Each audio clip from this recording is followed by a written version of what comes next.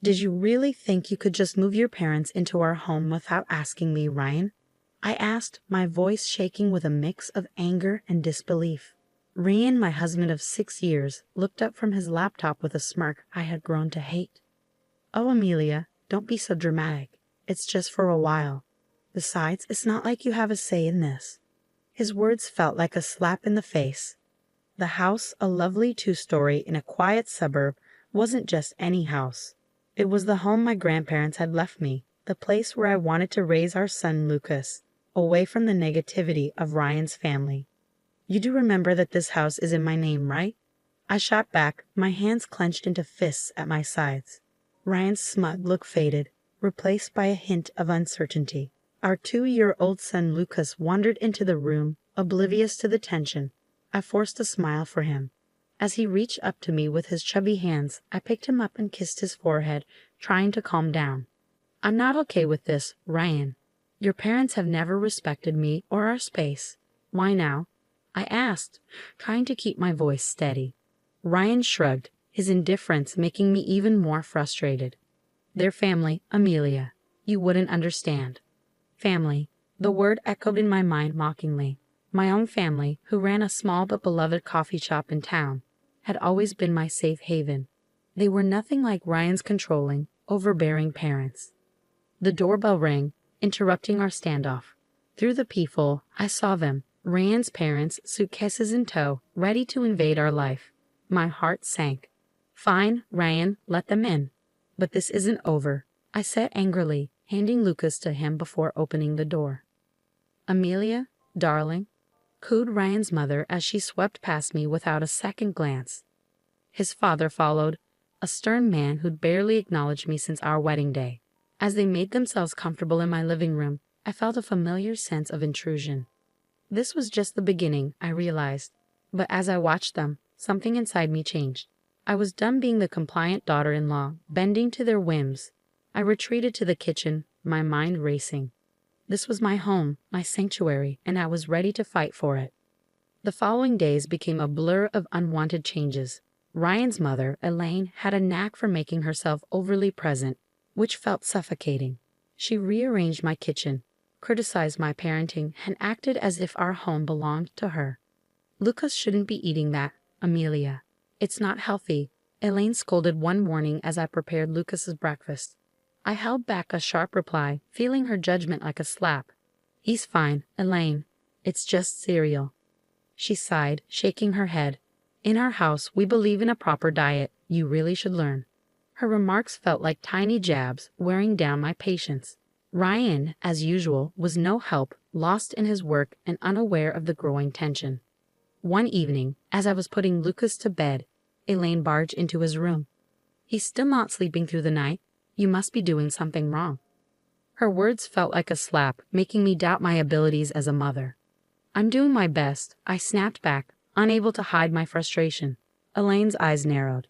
Clearly, your best isn't good enough. Maybe if you had a real job and some structure in your life. Anger surged through me. This is my house, Elaine. You're a guest here, remember that. Her laugh was cold. Oh dear, Ryan never mentioned how delusional you are. This is his house too, and as his mother, I have every right to be here. The next day, I reached my limit. I found Elaine in Lucas's room, going through his drawers. What do you think you're doing? I demanded, my voice shaking with anger.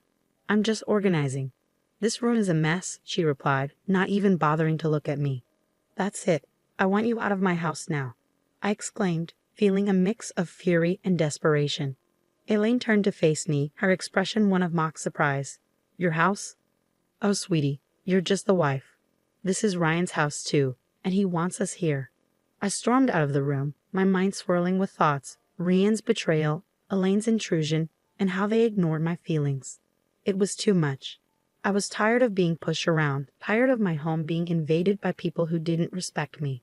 That night, as I lay in bed, a plan started forming in my mind. I was going to take back control of my life, my home, and my son's future. Ryan and his parents had crossed a line, and it was time for them to realize I wouldn't be their doormat anymore. The fight was just beginning, and I was ready. A few days later, Ryan dropped a bombshell during an already tense dinner. My parents need to stay with us longer. Their house is undergoing renovations, he said casually, as if it were no big deal. I felt my anger rise. Longer? Ryan, we never talked about them staying here in the first place. He shrugged, avoiding my eyes. It's just for a few more weeks. What's the problem? The problem? Your mother treats me like I don't belong in my own home. I snapped, frustration boiling over. Elaine, overhearing us, chimed in with her usual condescending tone. Amelia, you're overreacting. We're family. You should be more understanding. That night, sleep escaped me. Their words kept replaying in my mind, fueling a growing determination. I wasn't going to let them control me anymore. It was time to take a stand. The next morning, I called my brother Alex, who had always been there for me. They're taking over my life, Alex. I can't handle it anymore. I confessed, holding back tears. Alex's voice was strong and supportive. Amelia, you have to stand up for yourself. Don't let them push you around. It's your house, your rules. His words gave me the courage I needed. I decided to talk to Rayan, but this time, I would be prepared. I gathered evidence of Elaine's bossy behavior, the rearranged kitchen, the disrupted routines, her constant rude comments.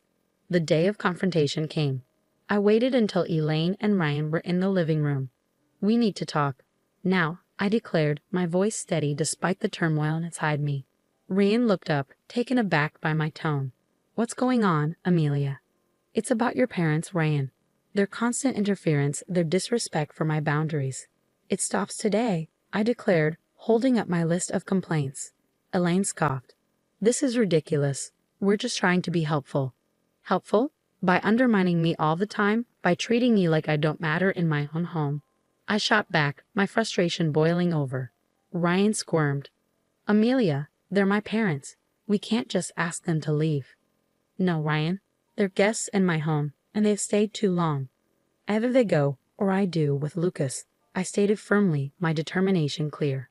The room fell silent, my words hanging in the air. I saw Ryan's realization, but it was Elaine who spoke first. You wouldn't dare, she spat, her mask slipping. Try me. I won't regret standing up for myself, I retorted, my voice filled with determination. That night, Ryan's parents packed their bags. As they left, Elaine shot me a hateful look. You'll regret this, Amelia, she warned. But as the door closed behind them, I felt a weight lift off my shoulders. It was the first step in taking back control of my life, and I was prepared for whatever challenges lay ahead. The days after Elaine and her husband left were strangely quiet. Ryan's attitude towards me became cold and distant, our interactions minimal and strained. Yet, I found comfort in the peace of my home and the joyful laughter of Lucas. One evening, as Lucas played with his toys, Ryan announced, I have to go on a business trip. I'll be gone for a few weeks.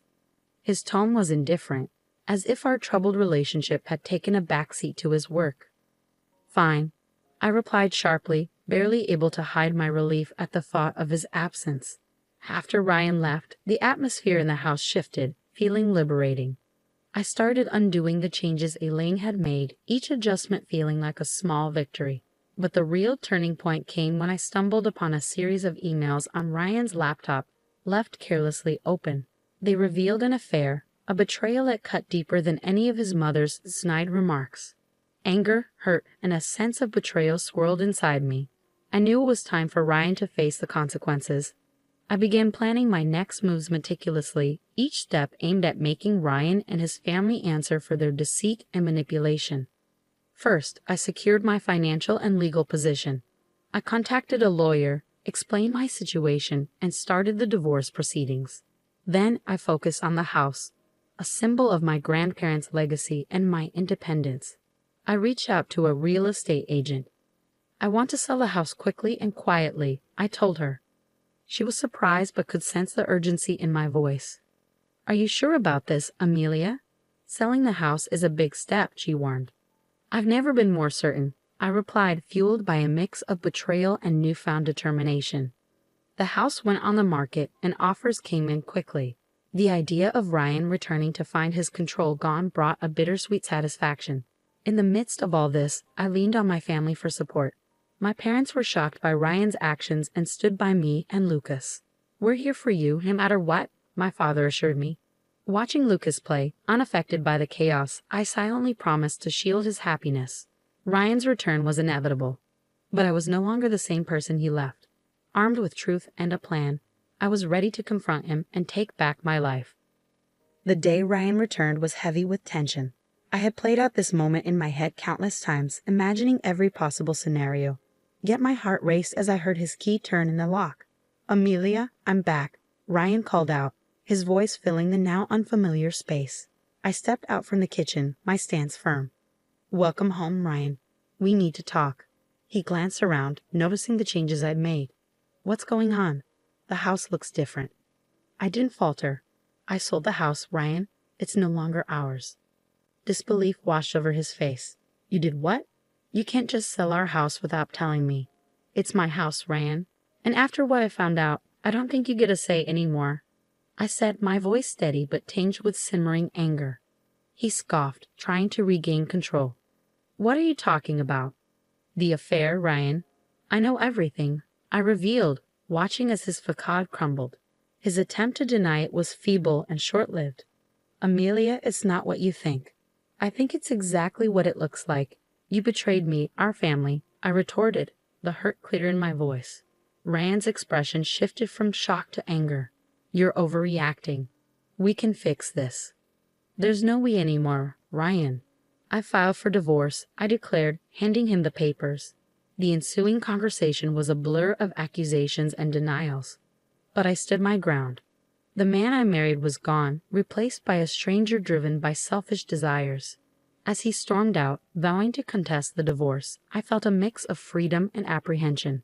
I had taken the first step toward a new life, but the fight was far from over. In the following weeks, our situation became public. Ryan's once imposing parents were now entangled in their son's mess. Their attempts to reach out were met with silence. I had cut ties with them, focusing solely on Lucas and finalizing the divorce. The day of the court hearing arrived. Ryan looked defeated, the consequences of his actions finally sinking in. As the judge granted the divorce and custody of Lucas to me, I felt a sense of justice. Ryan's plea for reconciliation after the hearing fell on deaf ears. "You made your choice, Ryan. Now you have to live with it," I said, turning away from him for the last time. News of our divorce and Ryan's affair spread, tarnishing his reputation and relationships. His once proud and judgmental parents found themselves shunned by those who had once respected them.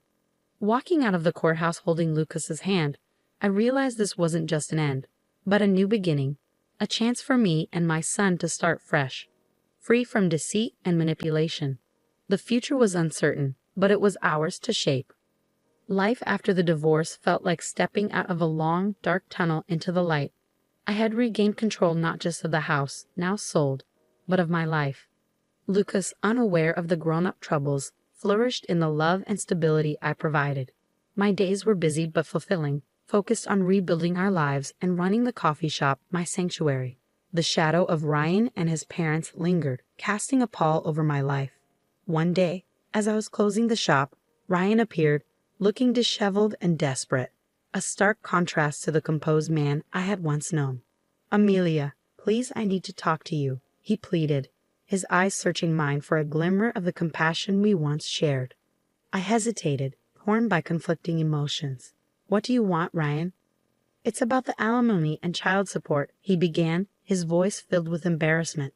"I can't afford it. I lost my job because of the scandal. And my parents? They're struggling too." His words hit me like a cold shock. "That's not my problem, Ryan. You made your choices and now you have to face the consequences." "But Amelia, I have nothing left. Please, for old time's sake," he begged, his voice breaking with despair. I felt a pang of pity, but it was quickly overtaken by the memory of his betrayal. Old time's sake. Those times are gone, Ryan. You should have thought about the consequences before you cheated and lied. I turned to leave, but his next words stopped me in my tracks. "I'm sorry, Amelia. Truly, I am. I was a fool and I ruined everything. Please help me." For a moment, I glimpsed the man I once loved, vulnerable and regretful. But the pain he had caused was too deep, the betrayal too raw. "I'm sorry, Ryan, but I can't help you. You need to figure this out on your own," I said firmly, closing the chapter of our shared past for good. As I walked away, leaving Ryan standing alone, I felt a sense of closure. The journey had been painful, filled with betrayal and heartache, but it had led me to a place of strength and independence. Life moved on. Lucas grew, his laughter and curiosity bringing joy to our home. The coffee shop thrived, becoming a place of warmth and community. And as for me, I found contentment in simple pleasures: the aroma of fresh coffee, the sound of Lucas's giggles, and the support of loved ones. Ryan and his parents became distant memories, their legacy a reminder of the consequences of betrayal. My journey taught me resilience and the importance of standing up for oneself. As I locked the shop that evening, I looked up at the sky, its hues signaling the end of another day. I smiled, holding Lucas's hand tightly. Our future was uncertain, but it was bright. We were moving forward, step by step, into a new chapter of our lives.